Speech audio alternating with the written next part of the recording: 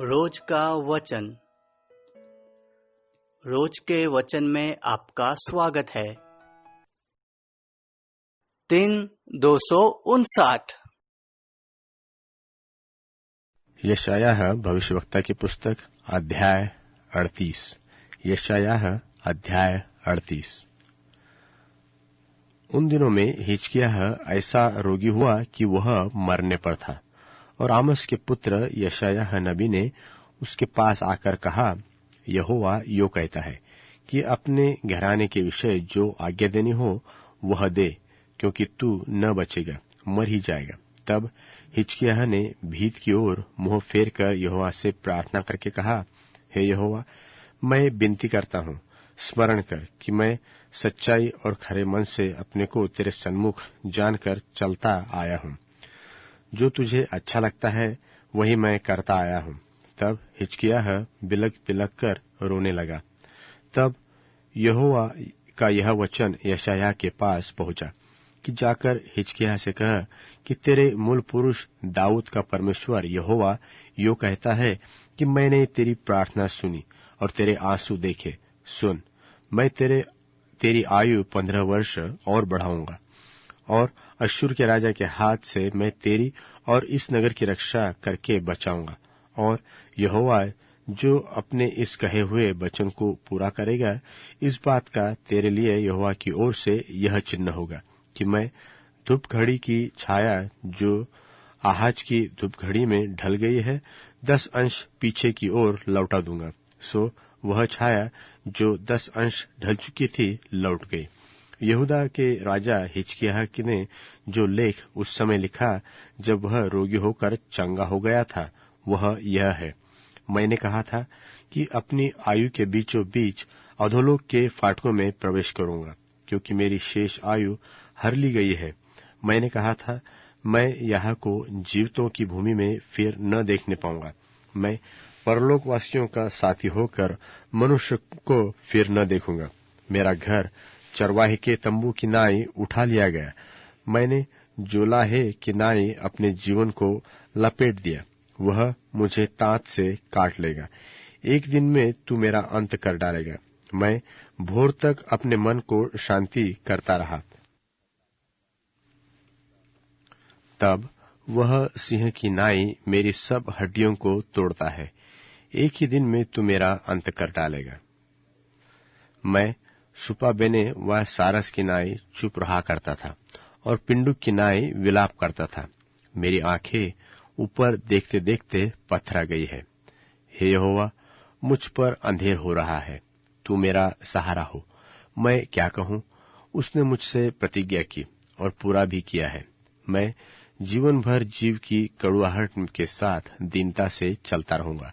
हे प्रभु परमेश्वर, इन्हीं बातों से लोग जीवित है, और इन सबों से मेरी आत्मा का जीवन होता है।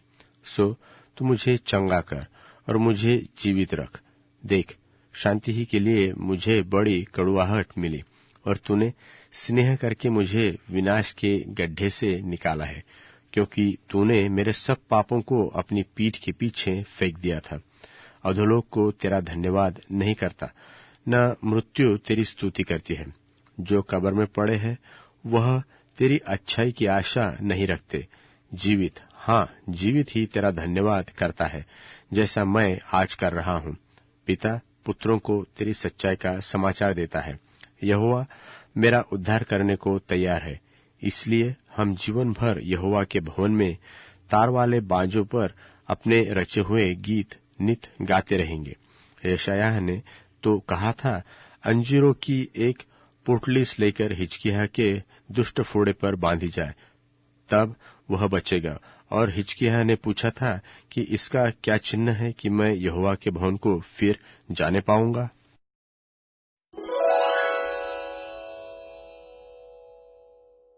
यशायाह भविष्यवक्ता की पुस्तक अध्याय 39। यशायाह 39।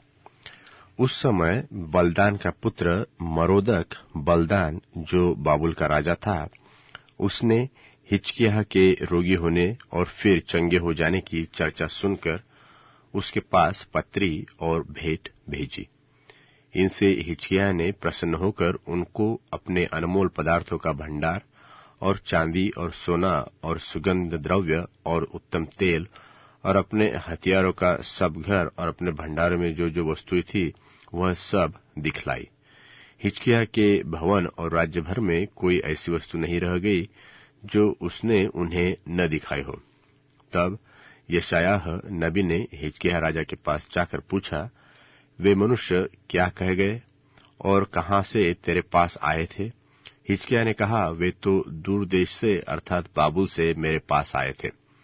फिर उसने पूछा, तेरे भवन में उन्होंने क्या क्या देखा है? हिजकिय्याह ने कहा, जो कुछ मेरे भवन में है वह सब उन्होंने देखा है। मेरे भंडारों में से कोई ऐसी वस्तु नहीं जो मैंने उन्हें न दिखाई हो। यशायाह ने हिजकिय्याह से कहा, सेनाओं के यहोवा का यह वचन सुन ले। ऐसे दिन आने वाले हैं जिसमें जो कुछ तेरे भवन में है और जो कुछ तेरे पुरखाओं का रखा हुआ आज के दिन तक तेरे भंडारों में है वह सब बाबुल को उठ जाएगा। यहोवा यह कहता है कि कोई वस्तु न बचेगी, और जो पुत्र तेरे वंश में उत्पन्न हो उनमें से भी कितनों को वे बंधुआई में ले जाएंगे और वे खोजे बनकर बाबुल के राजभवन में रहेंगे। हिजकिय्याह ने यशायाह से कहा, यहोवा का वचन जो तूने कहा है वह भला ही है। फिर उसने कहा, मेरे दिनों में तो शांति और सच्चाई बनी रहेगी।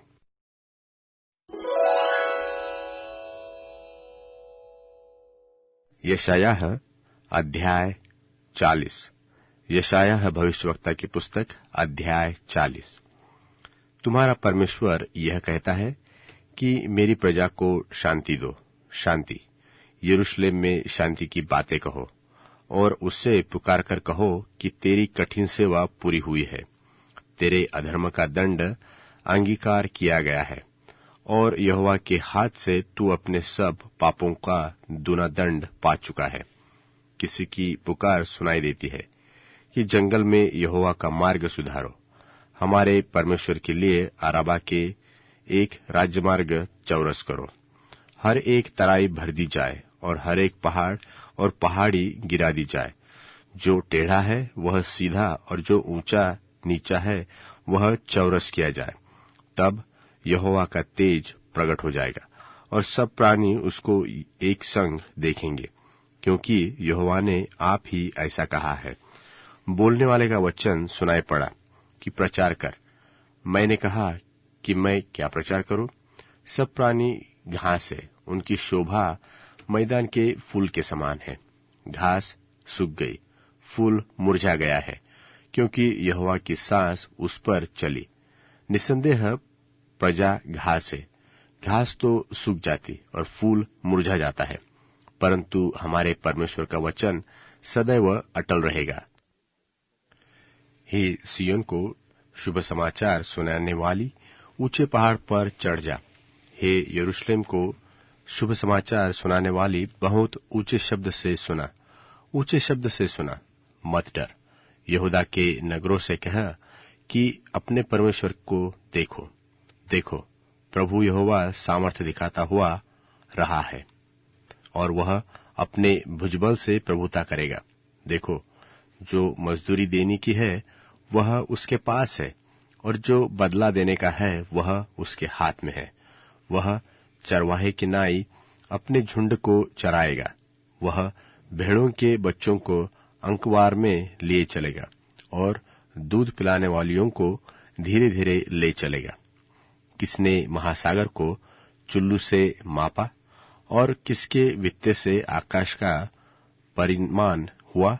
और किसने पृथ्वी की मिट्टी को नपवे में भरा और पहाड़ों को तराजू में और पहाड़ियों को कांटे में किसने तौला है? फिर किसने यहोवा की आत्मा का परिमाण किया व उसका मंत्री होकर उसको ज्ञान सिखाया है? किसने उसको सम्मति दी और समझाकर न्याय का पथ बता दिया और ज्ञान सिखाकर बुद्धि का मार्ग जता दिया? देखो, जातियां तो डोल पर की बूंद व पलडों पर की धूलि के तुल्य ठहरी।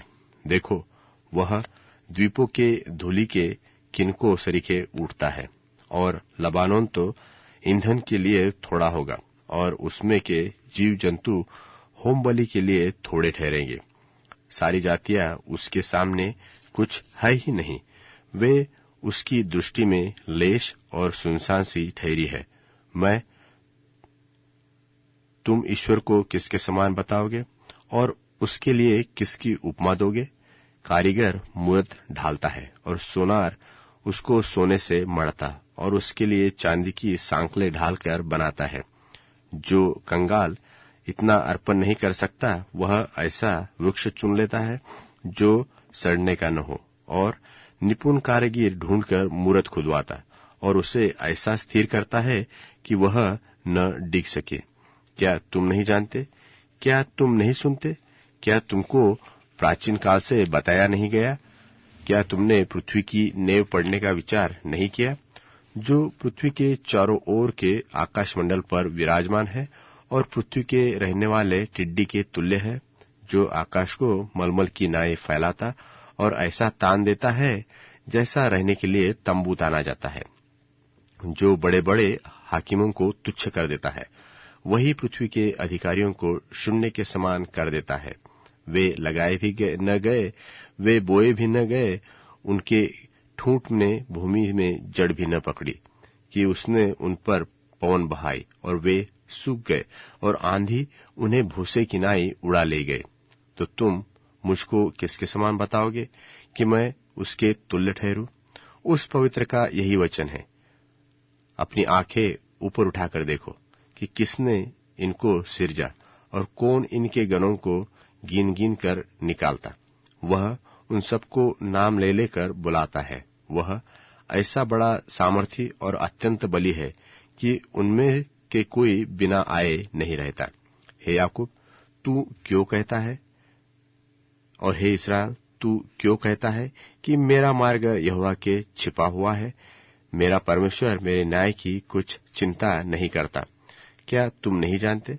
क्या तुमने नहीं सुना कि यहोवा जो सनातन परमेश्वर और पृथ्वी भर का सिरजनहार है, वह न थकता और न श्रमित होता है? उसकी बुद्धि अगम है। वह थके हुए को बल देता है और शक्तिहीन को बहुत सामर्थ्य देता है। तरुण तो थकते और श्रमित हो जाते हैं और जवान ठोकर खाकर गिरते तो है, परंतु जो यहोवा की बाट जोहते हैं वह नया बल प्राप्त करेंगे। वे उकाबों की नाई उड़ेंगे। वे दौड़ते दौड़ते श्रमित न होंगे और चलते चलते थकित न होंगे।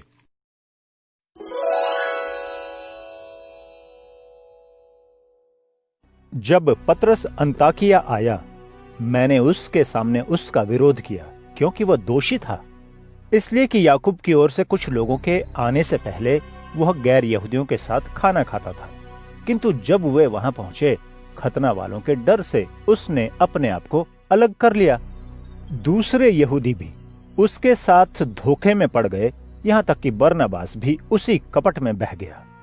जब मैंने ये देखा कि वे सच्चे संदेश के सत्य के अनुसार बर्ताव नहीं कर रहे हैं, सबके सामने मैंने पतरस से कहा, यहूदी होकर यदि तुम गैर यहूदियों की तरह जियोगे, यहूदियों के समान नहीं, तो तुम और गैर यहूदियों को यहूदियों की तरह जीने के लिए क्यों मजबूर करते हो? हालांकि हम जन्म से यहूदी हैं और गैर यहूदियों में से नहीं, तो भी ये जान करके इंसान नियम शास्त्र के अनुसार काम करने से नहीं, बल्कि सिर्फ यीशु मसीह पर विश्वास लाने से धर्मी ठहरता है। हमने भी यीशु मसीह पर विश्वास किया ताकि हम भी यीशु पर विश्वास करने से धर्मी ठहराए जाएं, न कि नियम शास्त्र के अनुसार, क्योंकि नियम शास्त्र के अनुसार करने वाला कोई भी इंसान सिद्ध साबित नहीं होगा। हम जो मसीह में धर्मी और परमेश्वर के सामने पूर्ण ठहरना चाहते हैं, अगर खुद ही गुनहगार निकले, तो क्या मसीह ने हमें गुनाह करने के लिए उभारा है? बिल्कुल नहीं, क्योंकि जो कुछ मैंने ढा दिया, अगर उसे फिर बनाऊं, तो खुद मैं ही परमेश्वर के कानून को तोड़ने वाला हुआ, क्योंकि मैं नियम शास्त्र ही के द्वारा मर गया ताकि परमेश्वर के लिए जीऊं। मैं मसीह के साथ क्रूस पर चढ़ाया गया हूं। अब मैं नहीं, लेकिन मसीह मुझ में जीवित है। इसलिए इस देह में जो जीवन मैं जी रहा हूं, वह परमेश्वर के बेटे यीशु की विश्वास योग्यता की वजह से है, जिन्होंने मुझसे प्यार किया और अपने आप को मेरे लिए दे दिया। मैं परमेश्वर की असीमित कृपा को नजरअंदाज नहीं करता हूं, क्योंकि अगर नियम शास्त्र से धर्मी ठहराया जाना होता तो मसीह का मरना बेकार हुआ होता।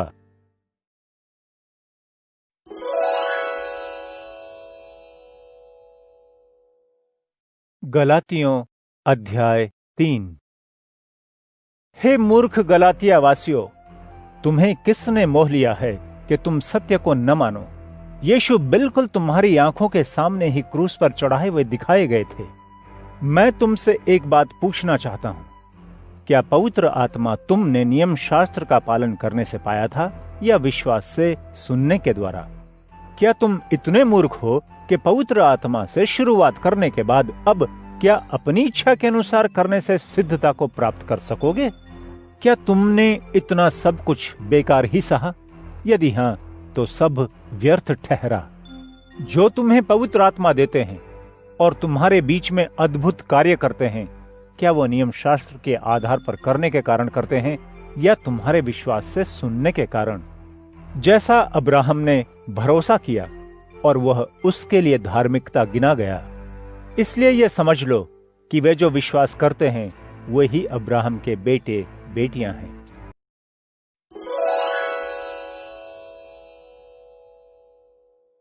वह नदियों को मरुभूमि से, झरनों को शुष्क भूमि में, वहां के निवासियों की दुष्टता के कारण फलवंत भूमि को लोनी मिट्टी में बदल डालता है। वह मरुभूमि को जलाशय में, निर्जल भूमि को जल के झरनों में बदल देता है। तब वह वहां भूखों को बसाता है और वे बसने के लिए नगर का निर्माण करते हैं। वे भूमि में बीज बोते, अंगूर के बाग लगाते और अधिकाधिक फल प्राप्त करते हैं। प्रभु उनको आशीष देता है कि वे बढ़ते जाएं। वह उनके पशुओं को भी घटने नहीं देता है। जब वे दमन, संकट और दुख के कारण घटते और दब जाते हैं, तब प्रभु शासकों पर पराजय के अपमान की वर्षा करता है और उन्हें मार्गहीन उजाड़ खंड में भटकाता है। किंतु वह दरिद्र को पीड़ा से निकालकर उन्नत करता है। वह उनके परिवारों को रेवड़ के सदृश विशाल बनाता है। निष्कपट व्यक्ति यह देखकर आनंदित होता है। दुष्टता अपने मुंह बंद रखती है। जो बुद्धिमान है वह इन बातों पर ध्यान दे। लोग प्रभु की करुणा पर विचार